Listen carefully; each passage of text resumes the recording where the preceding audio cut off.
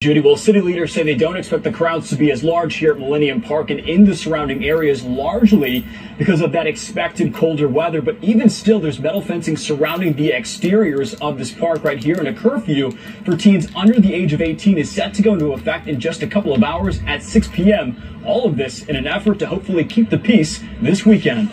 I'm afraid to do things I used to do. I'm starting to think about moving either, Evanston or the suburbs just to get out of it. Conflicting emotions this afternoon. I don't know. It looks to me like the reaction's been kind of overblown. For residents living near Millennium Park.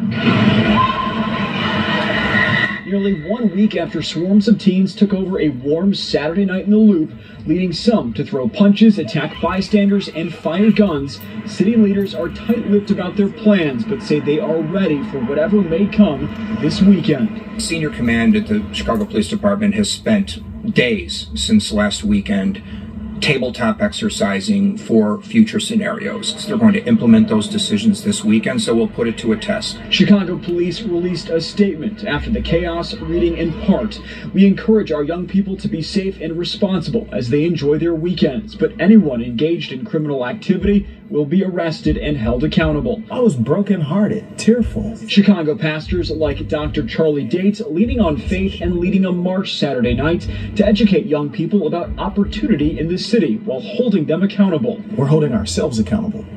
These kids essentially belong to us, right? But we are not absolving them of responsibility. Downtown residents, some afraid to show their faces on camera, say social media is to blame for the lawlessness. I think it's the evil. That's what it is. Between TikTok and everything else, these kids, want to try to be bigger and better than other kids. Mayor Lightfoot at the African American Mayors Association in Washington, D.C., reflecting on how to reach kids as young as possible. So we've got to look at every possibility that we can to help support those babies and young children, no matter what the circumstances that they're born into, so they don't become a statistic on the back end where we've got to say, well, how do we intervene?